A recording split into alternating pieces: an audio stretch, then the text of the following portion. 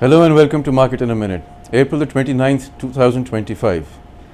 April seems to have emerged as the month of the new normal in Asian markets, and that new normal being seesaw investing, depending largely on the direction of international trade talks and chiefly the mood in the White House. Today, once again, all major Asian equity markets we monitor here except China were up, and again, mostly for the same reasons.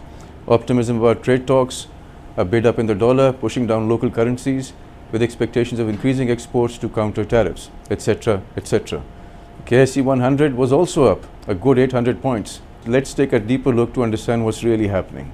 First of all, the market first broke down below the lower Bollinger Band and found support exactly at the April 9th low. Then the market moved back up into the band and found resistance at more or less exactly the 50-day exponential moving average.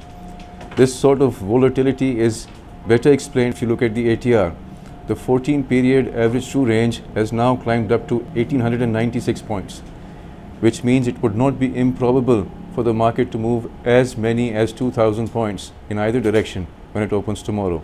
That is very high level of volatility at a time when the market is spiking up, gapping up very wildly almost every day for almost a month now. Also look at the RSI now. This is more telling. After a long time, the RSI is now caught in a band between 40 and 60. Deeper technical analysis reveals that a move below 40 now would be official bear market territory for the KSE 100. It is now within striking distance of that range. And when the international situation is very volatile and the country is effectively a hair trigger away from war, such a scenario is not very far from the truth.